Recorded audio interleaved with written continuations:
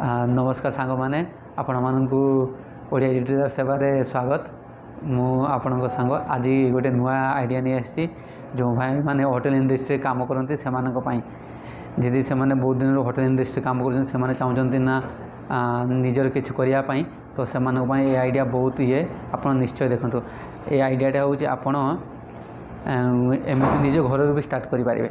तो आप किसी आम ई रिक्शा कहती ना टोटो आम गाँ गहली टोटो मिल जाए लक्षे टकर भल टोटो मिल जाए। आप से पैसा ना तो आप गोटे सेकेंड हैंड टोटो नियंतु से टोटो को मॉडिफाइड कर मॉडिफाइड माने किचन भाया करूँ। आप यूट्यूब देखिपारे यूट्यूब सर्च करेंगे जे auto e rickshaw modified for kitchen. तो आप सेमती देखिए से फोटो फोटो नहीं पारे। तो आप अंचल जी भल लेद थी ना लेद कहती से लेद पाक बालागुरी पाक जातु आपड़ फोटो देखा मो ए रिक्साटा एमती ये करी तो सेमती करपर आप कौन करूँ कि आइटम निजे निज घर ये करूँ रेडी करूँ जमी समोसा होगला बिरयानी है fried rice noodles chilli chicken एगुड़ा रोल एगुड़ा ये करूँ।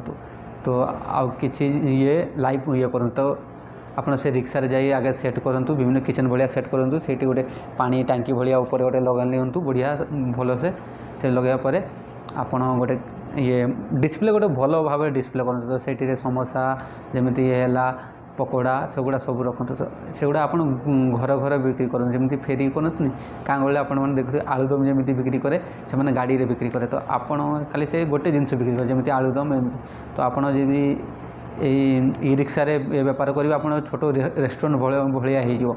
तो ये रेस्टोरेंट हो गले आपन को ये आप प्रत्येक एरिया जाए जीवे से बिक्री करेंगे। यदि गोटे गोटे ये आप गोटे गोटे ये 50 टका बिक्री कले सारा दिन आपको 3टा रू 7टा 8टा पर्यटन आप 200 रू 250 प्लेट बिक्री करें ना 100 प्लेट बिक्री करे। तो जी गोटे प्लेट रू आपन को 50 टका है तो 5-6 हज़ार टका डेली आसीज। तो से आप खर्च 2-3 हज़ार टका खर्च हेल्ले भी आपको 2-3 हज़ार टका एमती ये बची। तो आप निश्चय ये बिजनेस ट्राए करूँ।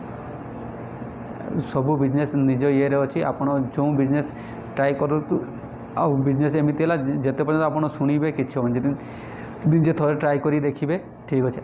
जदि आप फेल हो गले ना ए कि ये नहीं फेल होगा पर भी आप ये करेंगे आप फेल हेल्ले कौन ना आपको किसी पैसा जीव से हो किंतु आप ट्राए कर चलीगला तो आप नसी माने किस्मत बन तो एमती कथा आपण मैंने बिजनेस को ट्राए करूँ। थैंक यू नेक्स्ट वीडियो देखा ये